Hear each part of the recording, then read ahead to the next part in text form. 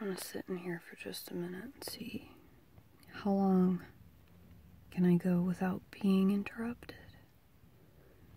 I just went to Walmart. I mean, I just went to Walgreens. I had to get some money out, and I just picked up something to drink, and there's a kid that I recognize from going there so often. He's usually at the cash register. The guy in front of me, you know, he's getting rung up, and the kid says to him, "Did you find everything you were looking for today?" And the guy goes, "No, actually, I didn't find a good Father's Day card." And I don't know why. I just always feel the need to say things out loud that I'm thinking. And I was like, oh my gosh, you saved me big time, man. That is tomorrow, isn't it? You know, whatever. I mean, I knew it was tomorrow, but at that moment, I kind of had forgotten, and I was like, should I get a card here? And so as I was being rung up, then that was kind of a continuing conversation. And this kid, he's nice. He's very nice. But he's also really awkward. I'm not sure exactly what is going on with him, but he really kind of seems like he might have some sort of sex chromosome problem, maybe. I don't know. He just has like a really high-pitched voice. It's hard to tell what age he is.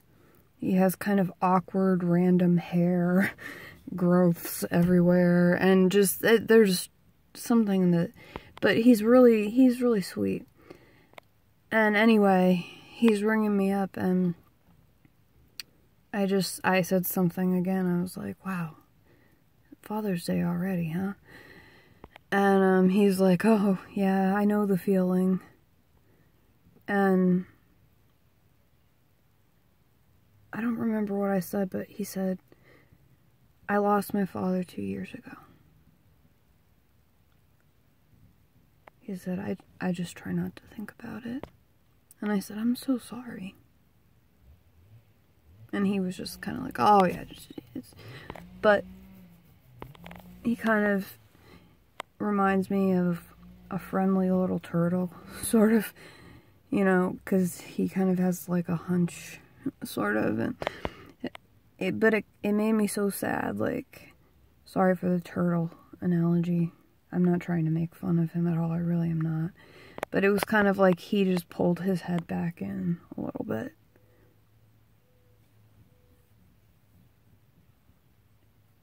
And I was like, oh my god, I just walked out of there with tears in my eyes, and I thought, here I am, acting like, oh, shit, I forgot it was Father's Day. And this guy that I see, like, all the time, never would guess that there was something like this, you know, was going on with him. He just lost his dad. And he's clearly, like, not okay to talk about it very much. Like, I mean, he did mention it, but it kind of sounded almost like he hasn't really discussed it when he mentioned it, because of the way he sort of recoiled. And it wasn't like a mean kind of a recoiling, like a, you know, like, or a hurt or anything. It was just kind of a, ooh, that memory, you know. And like, as I was walking out, I just really wanted, it wouldn't have been appropriate at all, but I really wanted to turn around and go back in. I really wanted to ask him questions about his relationship with his dad. Were you guys close?